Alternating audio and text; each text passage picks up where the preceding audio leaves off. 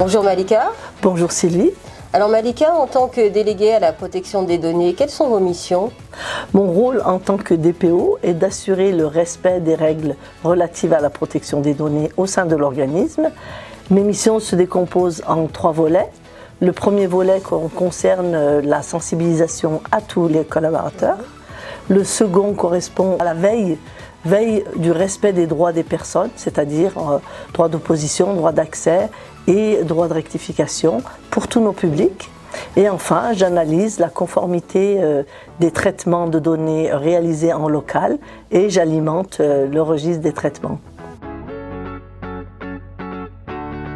Merci Malika. Et donc, dans l'organisme, qui est responsable de la sécurité des données? Je dirais que tous les salariés sont responsables de la sécurité des données. Nous sommes tous amenés à collecter, gérer des données personnelles et donc nous devons en assurer la sécurité. Par exemple, il est impératif de ne jamais transmettre un numéro de sécurité sociale via l'application Zoom ou par mail.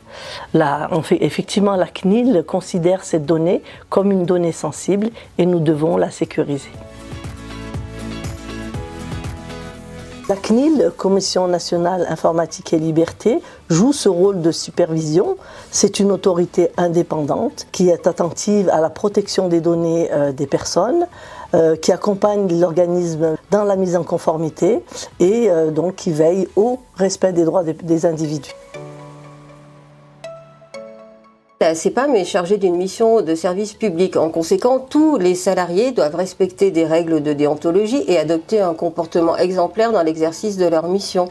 Donc la charte est là pour rappeler ce qu'est un conflit d'intérêts, mais également les moyens pour les prévenir et les faire cesser.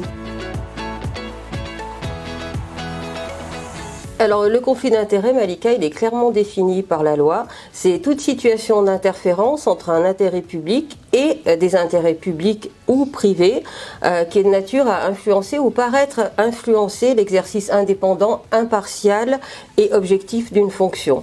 Donc pour nous, salariés de la CEPAM, c'est quand on est amené à traiter un dossier dans lequel nous avons un intérêt personnel, que ce soit directement pour nous ou pour notre famille ou notre entourage.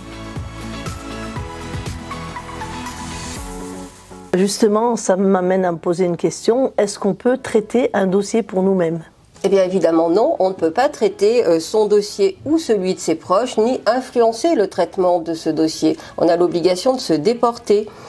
Et d'ailleurs, dans toutes les délégations de la CEPAM, il est rappelé que les opérations déléguées le sont à l'exclusion de celles réalisées au profit du délégataire, de sa famille ou de ses proches. Merci Sylvie.